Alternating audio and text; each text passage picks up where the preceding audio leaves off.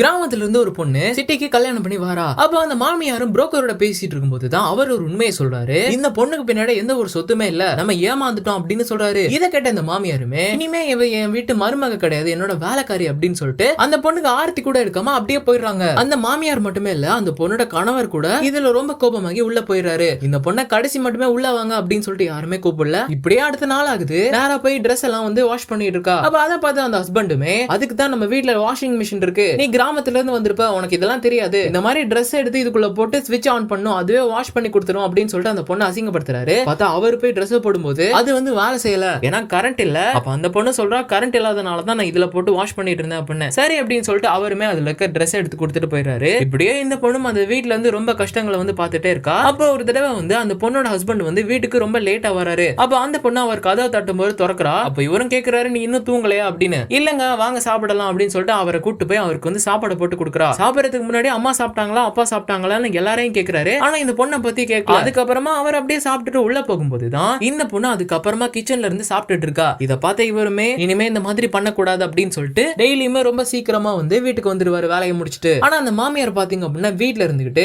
கை கால் அமைக்க விட, அந்த வேலையை செய் இந்த வேலையை செய் அப்படின்னு சொல்லிட்டு அந்த பொண்ணை கொஞ்சம் கொஞ்சமா வந்து டார்ச்சர் பண்ணிட்டே இருக்காங்க. ஒரு தடவை அந்த பொண்ணு சாப்பிட்டுட்டு இருக்கும்போது அவங்களோட ரூமை கிளீன் பண்ண வர சொல்றாங்க. அப்ப இந்த பொண்ணு நான் சாப்பிட்டுட்டு வரேன் அப்படின்னு சொல்லும்போது, சாப்பாடெல்லாம் எங்குமே போகாது, நீ வந்து ரூமை கிளீன் பண்ணிட்டு அதுக்கப்புறமா சாப்பிடு அப்படின்னு சொல்றாங்க. அதுக்கப்புறமா இவளும் சாப்பாடை வச்சுட்டு அப்படியே நேரா போய் அவங்களோட ரூமையும் கிளீன் பண்ணிட்டே இருக்கா. இப்படி அவங்களோட டார்ச்சருமே கொஞ்சம் கொஞ்சம் நாளா போயிட்டே இருக்கும்போது ஒரு நாள் இந்த பொண்ணு மார்க்கெட்டுக்கு போய் பொருள் எல்லாம் வாங்கிட்டு வீட்டுக்கு வரா. வந்ததுமே இந்த பொண்ணு கிட்ட அந்த பொண்ணோட மாமியார் வந்து ரொம்ப அன்பா நடந்துக்கிறாங்க. இதை பார்த்து இந்த பொண்ணுமே, என்னாச்சு நம்ம மாமியாருக்கு ஒருவேளை ரொம்ப நல்லா திருந்திட்டாங்க போல அப்படின்னு சொல்லிட்டு ரொம்ப சந்தோஷப்படுறா. தன்னோட அம்மா மாறினதை நினைச்ச அந்த பொண்ணோட அண்ணியுமே அவங்க கிட்ட வந்து பேசிட்டு இருக்காங்க. அப்ப அந்த மாமியார் சொல்றாங்க, நானாவது மாறுறதாவது அவ பேர்ல வந்து ஒரு பெரிய தென்னந்தோப்பு இருக்குன்னு கேள்விப்பட்டேன், இப்படி அப்படி பேசிதான் நிலத்தை வந்து உங்க பேர்ல வாங்கி போட முடியும், அதனாலதான் நான் இப்படி நல்லவன் மாதிரி நடிச்சிட்டு இருக்கேன் அப்படின்னு சொல்றாங்க. இதை கேட்டதுமே அந்த பொண்ணு கோவம் வந்துருது. உடனே அவளும் வந்து அவங்க அம்மா போட்டு திட்டிட்டு இருக்கும்போது அந்த இடத்துக்கு அந்த பொண்ணோட ஹஸ்பண்ட் வந்துடுறாரு. வந்து அவரு என்ன பிரச்சனை அப்படின்றத கேட்டதுமே அவரும் அவரோட அம்மா பார்த்து சொல்றாரு, நான் வேலை முடிச்சிட்டு வர மட்டும் நைட்டு 1 மணி ஆனாலும் அவ முடிச்சிட்டு இருப்பா, நான் மேல தூங்கணும் அப்படின்னு சொல்லிட்டு அவ வந்து கீழே படுத்து தூங்கிட்டு இருக்கா. என்ன பொறுத்த வரைக்கும் உங்களை விட என்னோட